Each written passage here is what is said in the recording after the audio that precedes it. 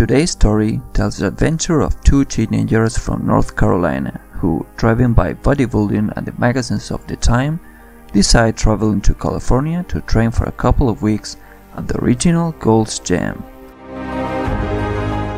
The story becomes surreal when, without planning it, at their 19 years old, they directly become part of the filming of what would be the most popular bodybuilding documentary to date, Pumping Iron.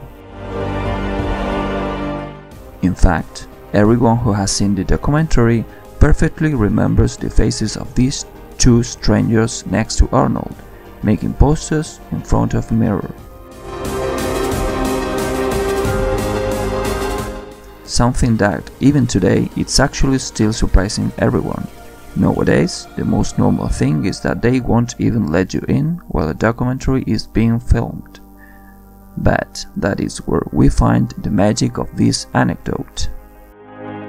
It all begins with these two young men, Wes and George, in 1975, planning to take a break from their studies and work to travel to the most popular gym in California, Gold's Gym. And so, firsthand, with their idols, to understand what they were doing wrong.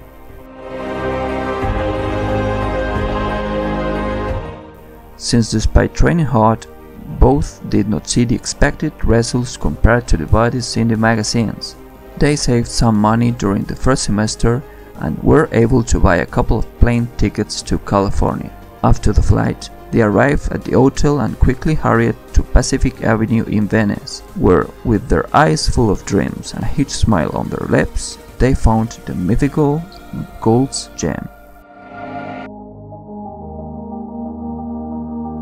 With a few dollars in their pockets, they hurried inside. In the room, there were about 10 bodybuilders, most of them professionals.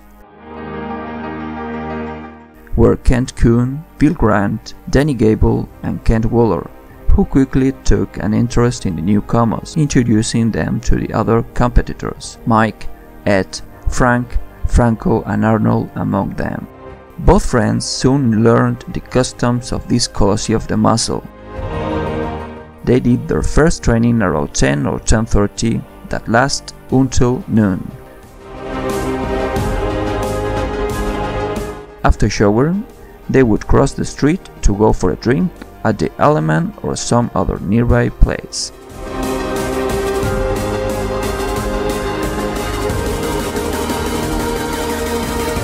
After this, they would go to the beach, where they would tan in the sun until 3 in the afternoon, returning again to training from 4 to 6 to later go out and have fun. Every day, they tried to match their workouts so they could see firsthand how these monsters train. That curiosity aroused at the same time his sympathy for this strange couple. When this amazing story reached the ears of George Butler, he was interested from the point of view of the documentary, since he could add a peculiar point of view. So he would offer them $100 per day of filming. By that time, curiously, Wes had already agreed with Arnold to pay him $50 an hour for his training tips.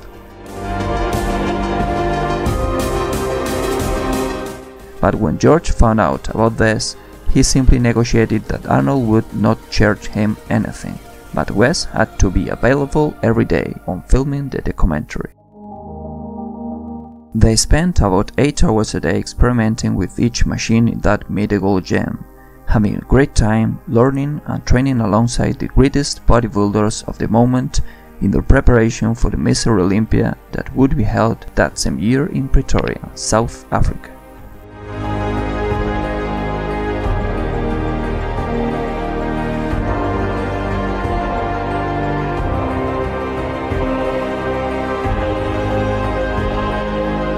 And the most surprising thing, becoming part of the most famous documentary of all time.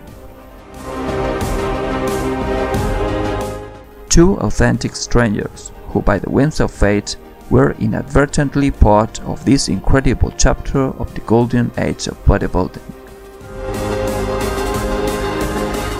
Okay guys, if we reach 1000 likes, next video of Serge Nugret will be in English as well. So thumbs up and see ya.